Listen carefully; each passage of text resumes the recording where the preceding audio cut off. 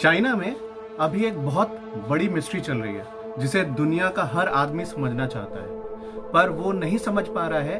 और वो है चाइना का सबसे फेमस बिलियनियर अचानक ही गायब हो चुका है। वो को फाउंडर है चाइना की एक बड़ी टेक कंपनी के, और साथ ही हम सभी उनको फेस ऑफ न्यू चाइना भी कहते हैं। A future looking philanthropist, his name is Jack Ma. Hello everyone, this side Ravindra और आप देख रहे हैं दी राम शो।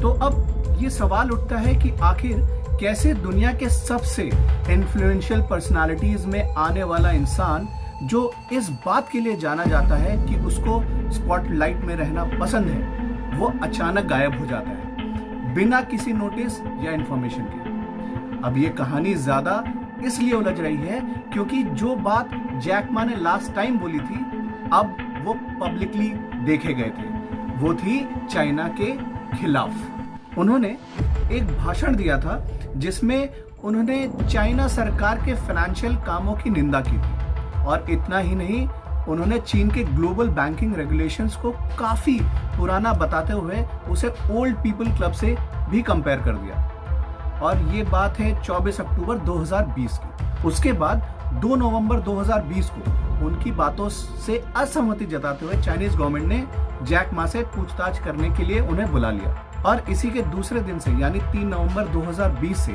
चाइना सरकार के सुरक्षा प्रहरियों ने या सिक्योरिटी वॉचडॉग्स ने अलीबाबा के आंट फाइनेंशियल को शंघाई स्टॉक एक्सचेंज में उनके रिकॉर्ड तोड़ प्रस्ताव देने से बैन कर दिया। और तभी से किसी ने भी जैक मा को दोबारा ना देखा है और ना ही उनकी बातों को सुना है।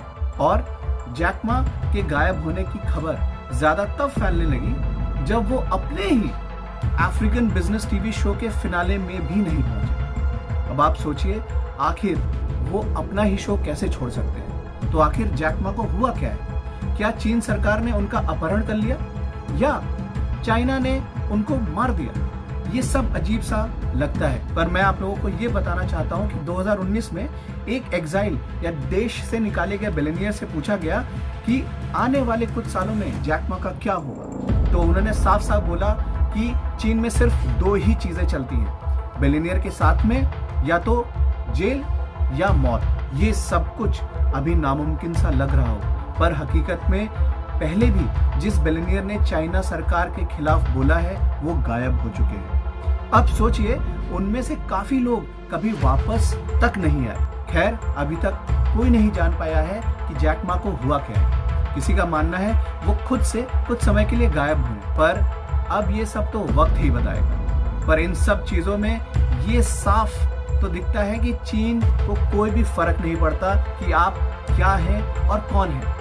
अगर किसी बात से फर्क पड़ता है तो ये वो है कि कोई भी सरकार से ऊपर नहीं हो सकता, और ये एक खतरनाक दुनिया है। तो आज के लिए बस इतना ही।